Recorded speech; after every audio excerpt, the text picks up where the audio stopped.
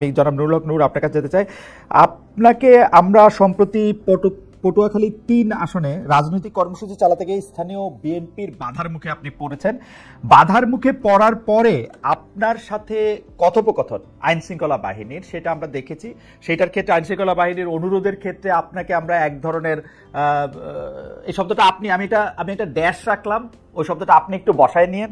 ওইটার মধ্যে থেকে আপনি তাদেরকে তাদেরকে বুঝাতে চেয়েছেন যে আপনি যেইভাবে বলবেন সেইভাবেই তাদের চলতে হবে।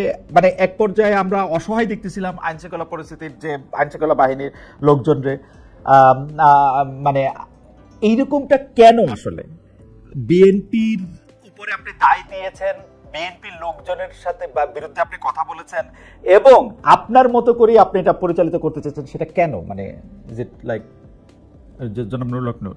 না, এখানে আমার মনে হয় যে প্রথমত হচ্ছে আমি আপনাদেরকে ধন্যবাদ জানাই, শামীম ভাইকে, দর্শকদেরকে শুভেচ্ছা যে আপনি হয়তো পুরো ঘটনাটা জানেন নাই। যেটা হচ্ছিল, আমি আমার বিশেষ করে এখানে পুরনো ঘটনা একটু টানতে হবে। বিএনপি তার মিত্রদের মধ্যে 6 জন জাতীয় নেতার এলাকায় চিঠি দিয়েছে বিএনপির স্থানীয় বিএনপিকে, তাদের এলাকায় তাদেরকে সহযোগিতা করার জন্য। যদি এটা অফিসিয়ালি আলাপ আলোচনার মাধ্যমে আমাদের সাথে হয় নাই, তো আমি লক্ষ্য করেছি যে সেই চিঠি দেওয়ার পর থেকেই, বিশেষ করে গত বছর এই 5ই আগস্টের পরে সেপ্টেম্বরে যখন আমি এলাকায় যাই, প্রথমে আমার জেলায় একটা প্রোগ্রাম ছিল সম্ভবত সেপ্টেম্বরের শুরুতে।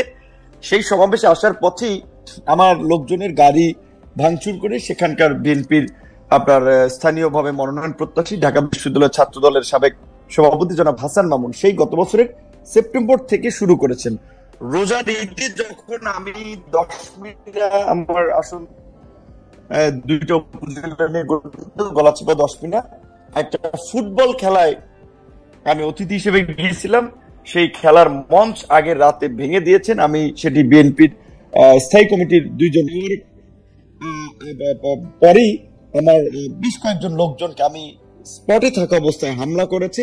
এবং সেদিন যে আপনারা ঘটনাটি সোশ্যাল মিডিয়াতে দেখেছিলেন, আমি গিয়েছিলাম বিএনপির সাবেক এক নেতা, তিনি মৃত্যুবরণ করেছেন, শেষে আমার সাথে কাজ করেছেন, তো তার একটা স্মরণ সভায়, সেই স্মরণ সভা থেকে ফেরার পথে সেখানে প্রায় আপনার 3 কিলোমিটার রাস্তায় মাঝখানে কিছু বাজার আছে, বাজারে জনাব হাসান মামুনের সমর্থিত লোকেরা রাস্তায় গাছ ফেলে রামদা, বগি, চাপাতি, অস্ত্র সহ অবস্থান নিয়েছেন যে তারা এখানে গেলে আমাকে হত্যা করবেন বা আমার লোকজনের উপরে অ্যাটাক চালাবেন।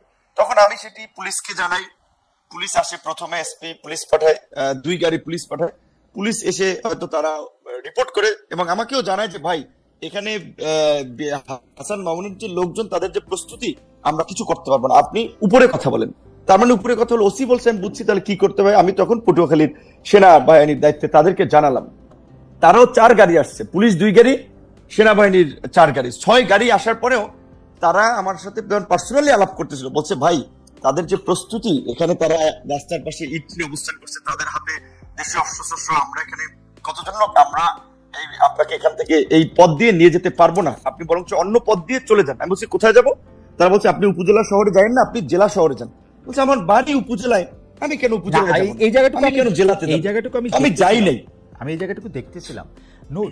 আমি কিন্তু ঘটনা আমি সেটা বলছি, আমি শেষ করছি, আমি যেটা বলবো, জি বলেন। হ্যাঁ, আমি বলছি যে শুনেন, তখন রাত্র আপনার 2:15 বাজে, 2:15 রাত্র, তখন পর্যন্ত তারা আমাকে বিকল্প পথে পাঠাতেছে। আমি বলছি কেন, আপনারা এই আর্মি আসছেন, পুলিশ আসছেন, নির্বাচন হয়নি, এখনই যদি এইভাবে পরিস্থিতি হয়, আপনাদেরকে জিম্মি করে, আপনারা যদি বিএনপির অনেক গ্রুপ আছে, এখানে বিএনপি একটা বড় দল, সাবেক এমপির গ্রুপ আছে, অন্য আরো নেতা আছে, এখানে একটা গ্রুপের লোককে যদি আপনারা কন্ট্রোল করতে না পারেন, আমি একটা জাতীয় নেতা, একটা দলের সভাপতি, এখানে বিএনপিও তার নেতা কর্মীদেরকে অফিসিয়ালি চিঠি দিয়ে আমাকে সহযোগিতা করতে বলেছে, সেখানে বিএনপির একটা ছোট্ট গ্রুপ, তাদেরকে আপনারা এই নিবৃত্ত করতে পারবেন না, তাহলে আপনাদের নিরাপত্তার দরকার নাই, আমি বাসি মরি, আমি আমার মতো যাই।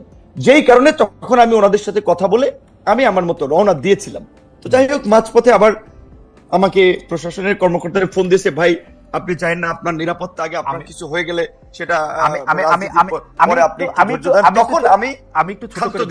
আমি একটু ছোট করে বলি নূর, এইটা তো আপনি জাতীয় নেতা, আপনি একটা জায়গায় যাইতে চাইতেছেন, আপনি প্রশাসন এবং আইন শৃঙ্খলা বাহিনীর সাহায্য চাইছেন, প্রশাসন এবং আইন শৃঙ্খলা বাহিনীর সাহায্য ওরা এসে দেখছে যে অনেকগুলি এখানে লোক সমাগম আসে এবং তারা যদি আপনাকে সেখানে এসকর্ট করে নিয়ে যাইতে হইতো বা তারা আপনার সঙ্গে যাইতে হইতো, তাহলে হয়তো অনেক হানাহানি হতাহতের ঘটনা ঘটতে পারতো। সেইটা এড়ানোর জন্য তারা আপনাকে খুবই বিনীতভাবে অনুরোধ করছে যে আপনি ঘুরে এই রুটটা আপনি এই মুহূর্তে ব্যবহার করেন না।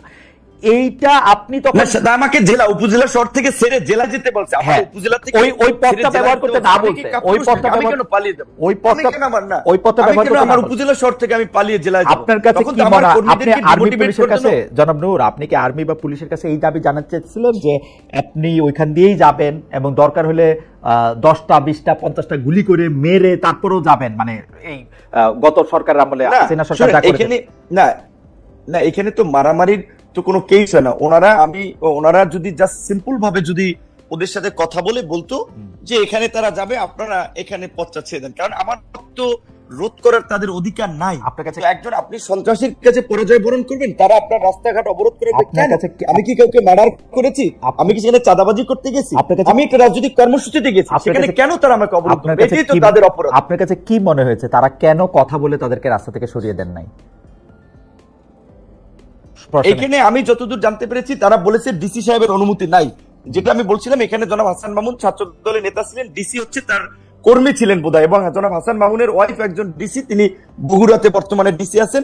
তো তাদের কলিগ, সেই সুবাদে ডিসি সাহেব, আমি এর আগেও গত ঈদের সময় আমি এটা এই কমিটির যারা কাজ করে তাদেরকে অভিযোগ করেছিলাম। আমি সার্কিট হাউসে ছিলাম, আমি একটু বলি, আমি সার্কিট হাউসে ছিলাম, আমার রুমের কথোপকথন গোপনে ভিডিও করে ডিসি হাসান মামুনের কাছে পাঠিয়েছি। ডিসি সাহেব অনুমতি না দেওয়ায় পুলিশ ওখান থেকে আমাকে, তারা উপজেলা শহর থেকে ছেড়ে আমাকে জেলা শহরে চলে যেতে বলছে। যে এলাকায় তখন একটা বার্তা ছড়াবে যে বিপিনুর পালিয়ে গিয়েছে বা হাসান মামুনের কর্মীরা তোপের মুখে এলাকায় থাকতে পারেনি। আমি এটা তো করতে পারি না, আমার একটা ব্যক্তিগত রাজনৈতিক অবস্থা আছে না। রাইট, এটা তো ভয়ঙ্কর অভিযোগ। মানে আপনি কি মনে করেন যে একজন মানে বর্তমানে যিনি চেয়ারে বসে আছেন, কর্মরত জেলা প্রশাসক, আপনাকে সার্কিট হাউসের রুমে আপনার অজান্তে ভিডিও করে সেটি আবার আরেকজন রাজনীতিবিদের কাছে দিয়েছেন, এই অভিযোগ আপনি করছেন, তো ভয়াবহ অভিযোগ। কিন্তু আমার প্রশ্ন হচ্ছে যে আপনি কি এখনো মনে করেন যে রেজওয়ানা, আপনি আসিফ নজরুল স্যার, উপদেষ্টা আসিফ নজরুল, রেজওয়ানা, সালেউদ্দিন সাহেব, 3 উপদেষ্টা, জনপ্রশাসক মোখলেস সাহেবকে আমি গত ঈদে, ক্যাবিনেট সেক্রেটারিকে, সবাইকে আমি অবহিত করেছি বিষয়টি। এবং এই ডিসির মূলত আশকারাতেই তারা আমাকে এলাকায় একটা অপদস্থ করতে চেয়েছে, রাজনৈতিক ভাবে আমাকে পরাজিত করতে চেয়েছে, মানুষের কাছে ছোট করতে চেয়েছে, এবং এর সাথে ডিসির একটা ইনভলভমেন্ট আছে। যেই কারণে তখন আমি প্রশাসনের আরো উপরে কথা বলেছি যে আমাকে যেন এইখান থেকে যাওয়ার একটা ব্যবস্থা করে দেয়। আমি কেন আমার উপজেলা শহর ছেড়ে আমি জেলা, আমি বুঝতে পারছি।